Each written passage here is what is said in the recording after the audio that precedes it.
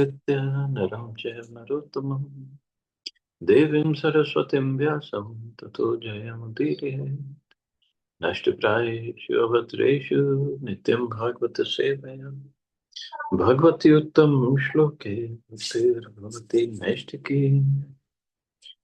So continuing with the discussion on Sri Chaitanya Bhagavat by Vrindavan Das Thakur, Part 1, Summary of Lord Gaura's Pastimes, Adi Khanda, Chapter 1, Text 29, Purport. So yesterday also we discussed part of it, part of the purport. Let's discuss further.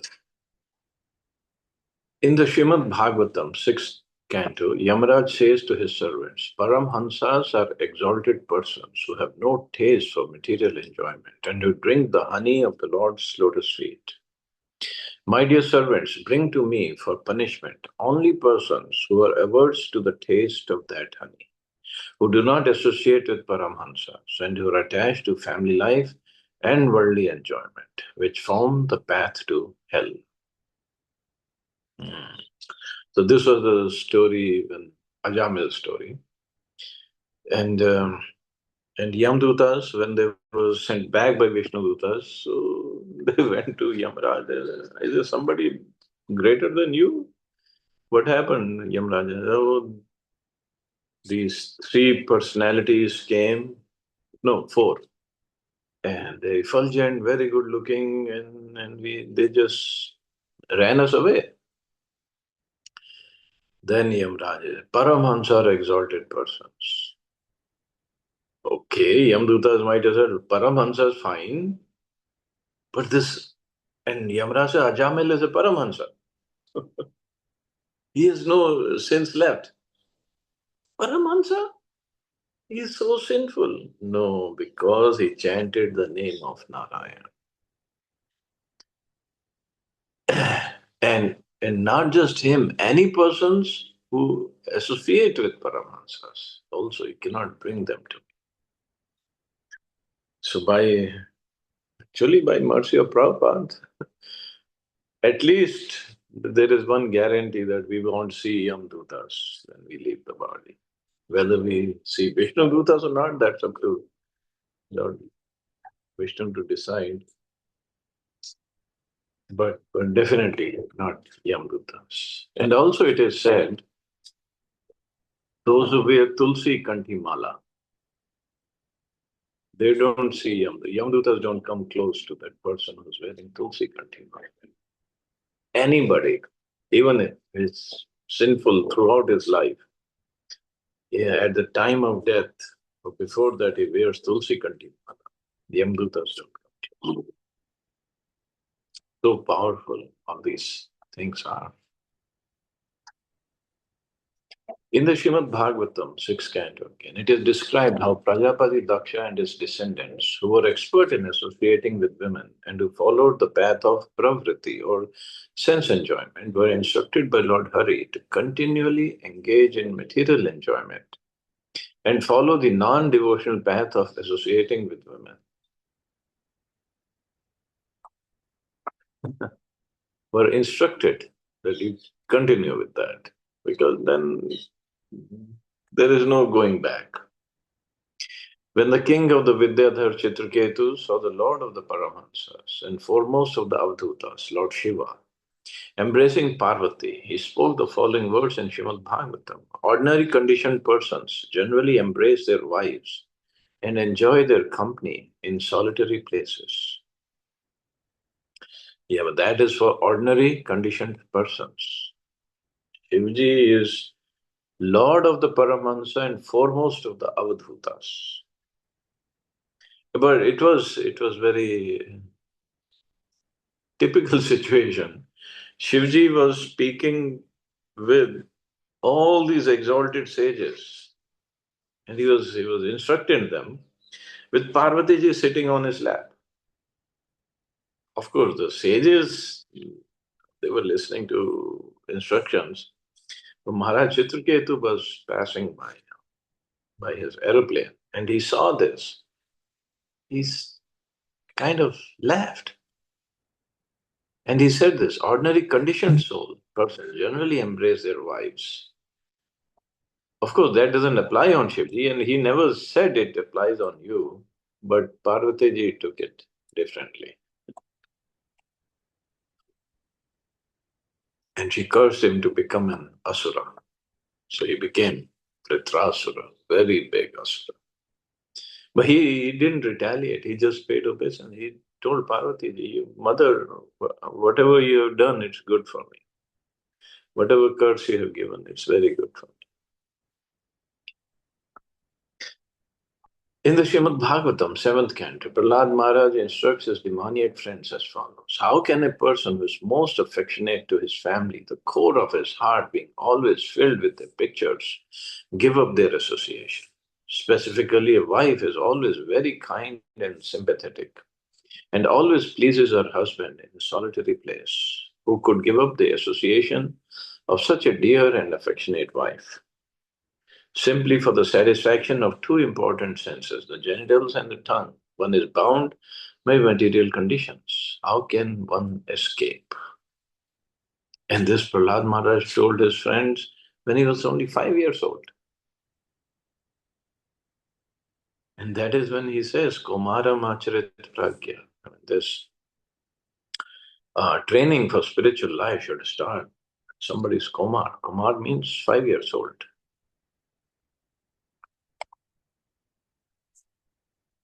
But it's so difficult for a materially attached person to give up all these uh, comforts of life. It's it's Krishna only. If somebody cannot give them up on his own, then Krishna helps. Of course, Krishna, what he does, Harishya Tadhanam Sha. Yasyam Anugranami Harishya Tadhanam Sha. When I become very merciful on somebody, I take away all his assets, all his property, everything. So he just surrenders it. Of course, this is sign of like people. That's why they don't worship Krishna. Or Krishna means Hari. He'll take away everything. He takes away everything that is auspicious in our life, that stops us from performing bhakti. And ultimately, that is good for us. So then we become eligible to go back to Godhead. No more birth again. But people are scared. In the Srimad Bhagavatam, Prahlad Maharaj says to Lord Narasimhadev, sex life is compared to the rubbing of two hands to relieve an itch. Grimedis, so-called grihasthas who have no spiritual knowledge, think that this itching is the greatest platform of happiness, although actually it's a source of distress. The Kripans, the fools who are just the opposite of Brahmans, are not satisfied by repeated sensuous enjoyment.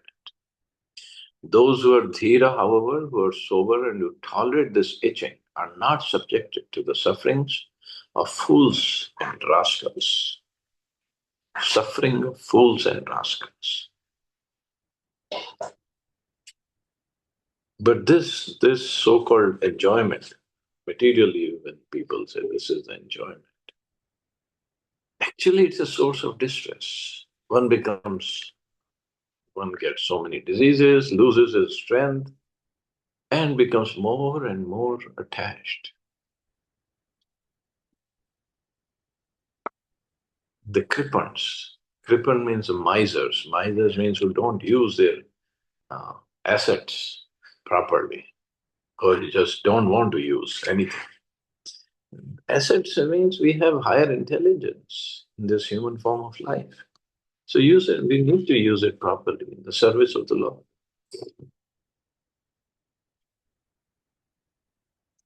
While describing the four ashrams, Sri Narad Muni spoke to Maharaj Yudhishthir the following verses in Srimad Bhagavatam.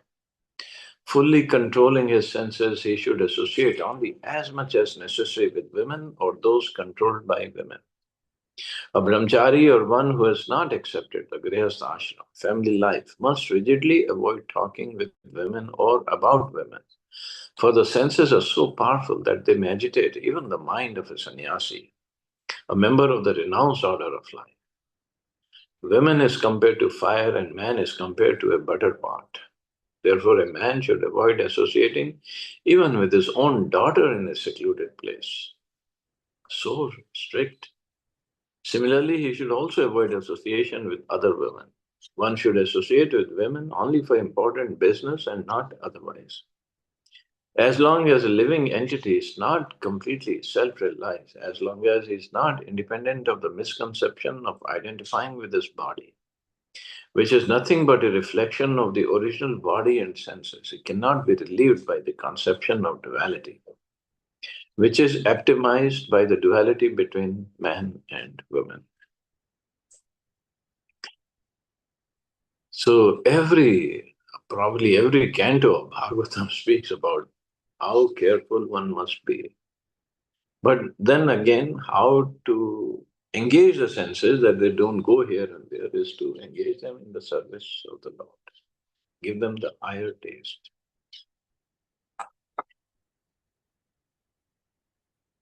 Again, so many descriptions are there about this association, male and female association.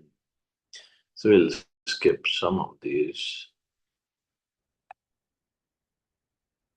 I don't know why he said in so much detail on this verse. Why he wrote so much?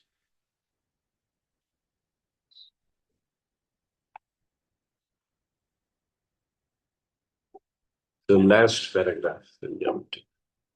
Because the Supreme Personality of Godhead, Krishna and Baladev, are the eternal shelter of all devotees. They are the suitable personalities for enjoying with the gopis who are under the shelter of Madhurya Ras. The gopis have no material conceptions like conditioned souls. So they have no material conceptions like conditioned souls.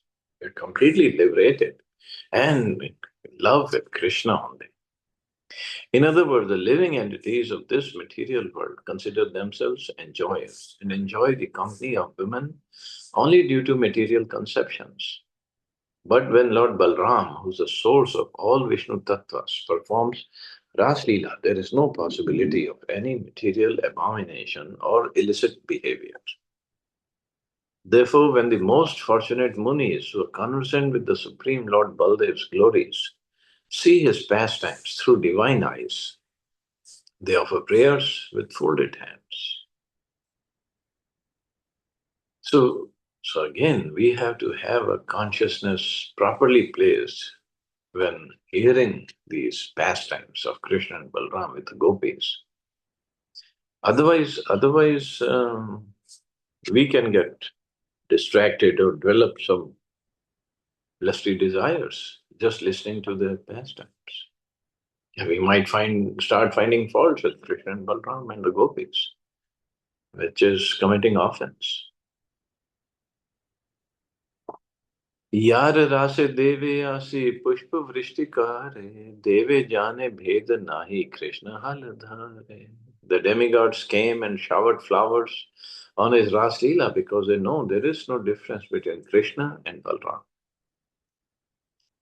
Chaitanya Charitamrita, Adi Leela also states that there is no difference between Krishna and Balram in the following words. The Supreme Personality of Godhead Krishna is the fountainhead of all incarnations. Lord Balram is a second body. They are both one and the same identity. They differ only in form. He is the first bodily expansion of Krishna and assists in Lord Krishna's transcendental pastimes. Also in the Chaitanya Charitamrita, Madhya Leela, it is stated, the first manifestation of the Vaibhav feature of Krishna is Sri Balram. Sri Balram and Krishna have different bodily colors, but otherwise, Sri Balram is equal to Krishna in all respects. So he is equal, everything is same except the color of the body. Lord Krishna glorifies Balram, who is non-different from himself, in the Srimad Bhagavatam, 10th canto, saying, you have embraced a young cowherd woman between your two arms, a favor hankered after by the goddess of fortune herself. So Krishna also glorifies Lord Balram.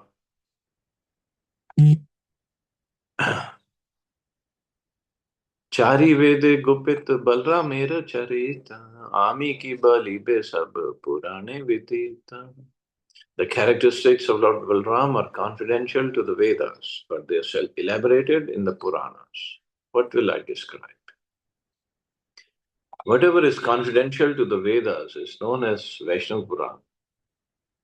Regarding the glories of the Puranas, one may refer to verse 12-17 of Tattva Sandarbha, one of Jiva Goswami's 6 Sandarbhas. In the Mahabharata, it is stated one should expand and accept the meaning of the Vedas with the help of the Itihasa, histories, and Puranas.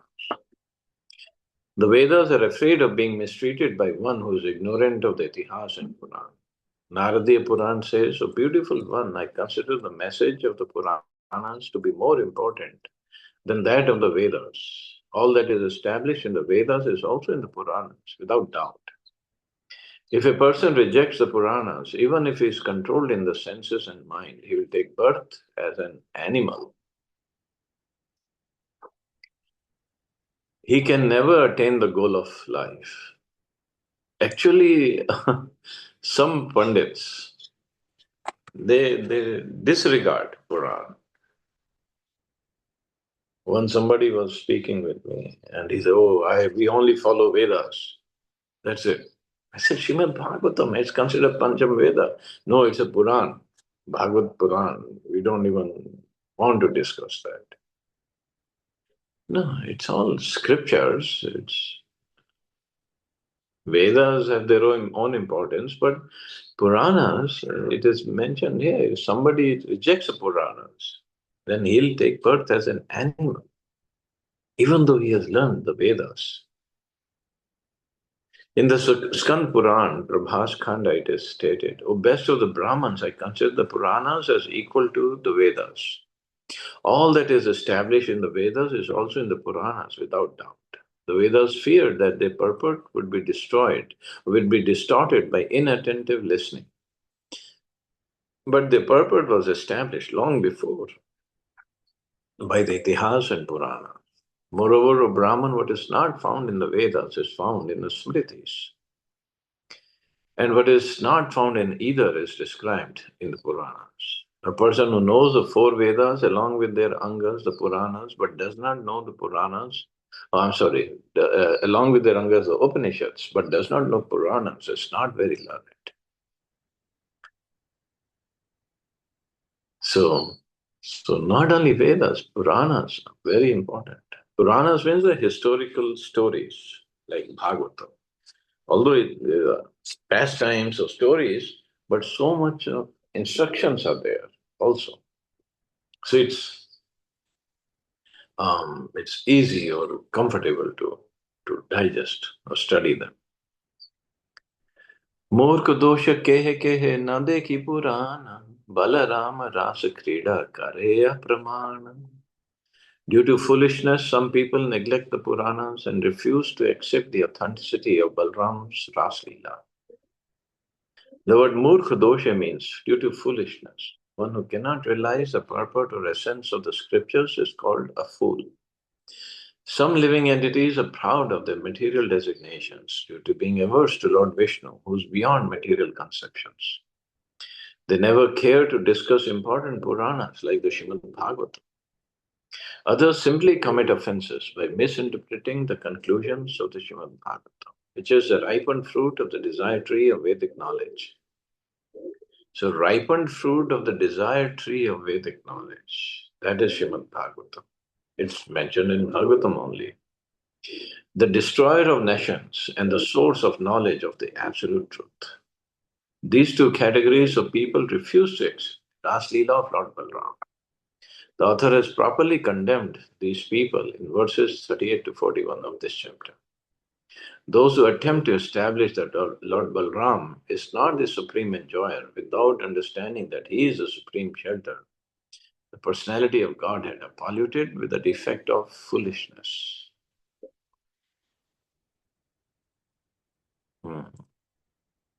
एक ठाई दुई भाई गोपी का समाजे करे लेन रास क्रीड़ा वृंदावन मांझे. The two brothers, Krishna and Balram, both performed Ras Krida pastimes in the company of the gopis at the same place in Vrindavan. The word Ras Krida in this verse refers to the holy festival, as explained by Srila Jiva Goswami in his Laghu Toshni commentary. Kadachitatha Govindo Ramaschadut Vikrama Vijaharur Vane Ratriam Madhya Go Vraja Yoshitam. Once Lord Govinda and Lord Balram, the performers of wonderful feats, were playing holy in the forest at night with the young girls of Braj. They were playing holy at night. Of course, they can do whatever. After Sri Shukdev Goswami narrated to Parikshit Maharaj the Shiva Chaturdasi pastime of Krishna liberating Nand Maharaj from the clutches of the snake, who was actually the Vidyadhar named as Sudarshan, he described Krishna and Balram's holy festival with the gopis on the full moon evening. Beginning with the above words, the other author now quotes 4 verses from Bhagavata. The word Ath in this verse indicates after Shivratri. The word Kadachit refers to the night of Holy Purnima. The word Ram means he who makes Krishna enjoy. It's therefore understood that since Krishna and Balram had sported together since their births, they enjoyed mutual feelings of friendship. The mood of friendship between Krishna and Balram was particularly prominent in Braj, while in Dwarka, Balram acted more in the role of an elder brother. In this verse, the word cha is used with a desire to establish that Balram's mood of being the elder brother is secondary. This mood is found in the observance of the holy festival described in the Bhavishya Purana, Uttarakhand, and in central India. The word Vane refers to the subforests of Vrindavan. This is the understanding from Shiradev Goswami's Laghu Toshni. So Holi is a very old festival. Not just, sometimes people who want to just disregard our scripture, they, Holi was not very old, it just started not too long ago, and this and that. Krishna and Balram, they were enjoying Holi with the gopis. And then somebody said, okay, that can be only 5,000 years old. And this pastimes, Krishna and Balram, gopis, they do every day of Brahma. Not just once, every day of Brahmaji.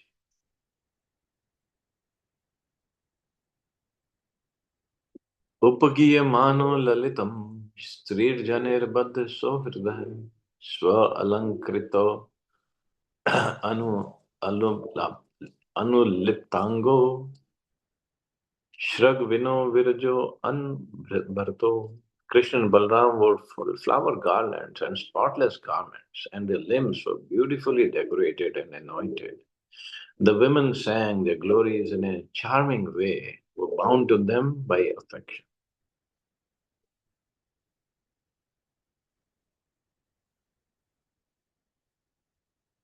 Actually, this holy festival, I'm thinking about that. Krishna was once playing Holi with gopis and Radharani at Radhakund.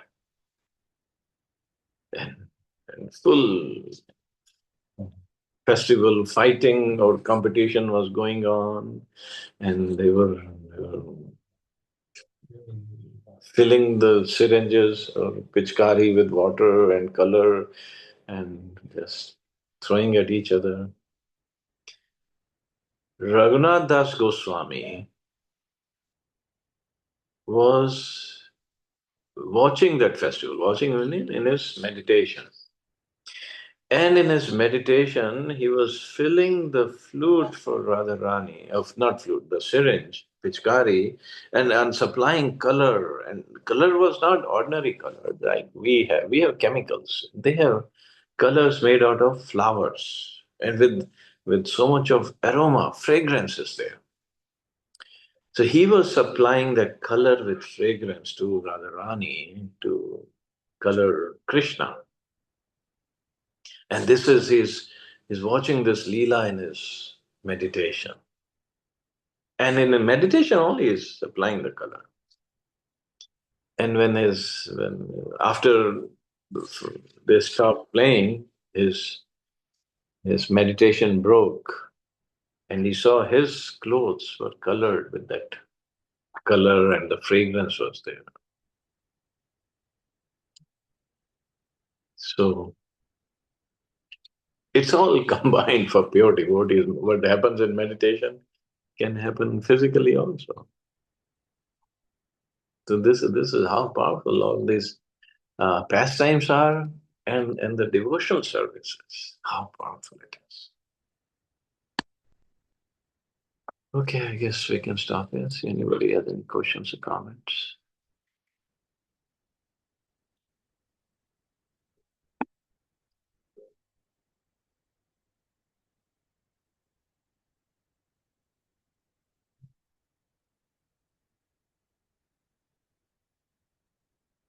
Okay, you all have safe and wonderful day. Hare Krishna. Jai Hare Shri Ram. Krishna.